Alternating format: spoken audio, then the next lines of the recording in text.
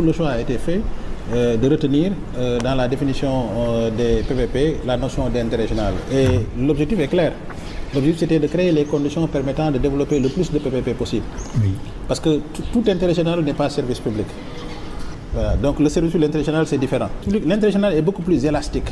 Donc en retenant le concept d'intérêt général à la base des contrats de partenariat public-privé, alors là, c'était pour jeter les bases d'un développement assez important de contrats de partenariat public-privé.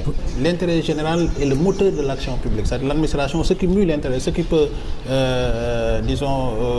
fonder l'action de l'administration, c'est l'intérêt général. Alors que le privé, c'est l'intérêt privé, c'est le profit. Donc finalement, dans le contrat, on a l'administration et le privé. L'administration cherchant à prendre en charge un intérêt général. Et sous ce rapport-là, on lui donne, parce que l'intérêt que l'administration cherche à préserver prime sur l'intérêt de son partenaire, l'intérêt privé. Oui.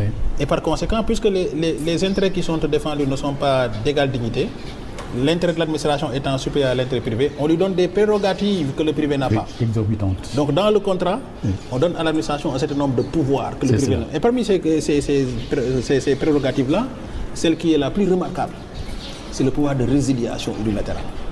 L'administration peut se lever un matin, invoquer un motif d'intérêt général pour résilier d'office le contrat, ce que le privé ne peut pas faire. Maintenant, c'est vrai qu'aujourd'hui, avec la jurisprudence, il y a un début de revirement, mais qui n'est pas encore très confirmé.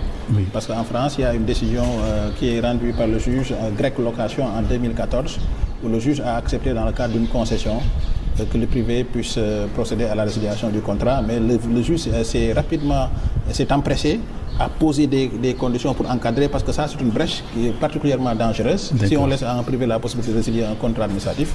Mais là, le juge a dit, oui, il peut, mais à la condition que le contrat n'ait pas pour objet le service public.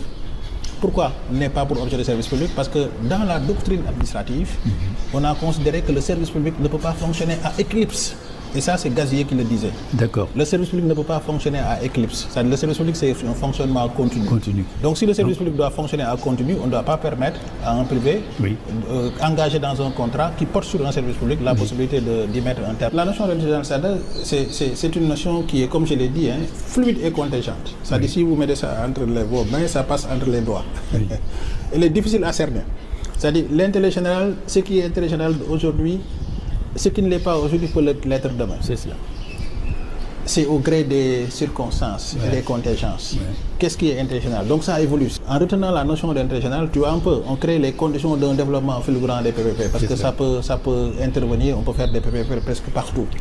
Donc c'est ça en fait l'objectif. L'intérêt général, c'est fluide, ça évolue.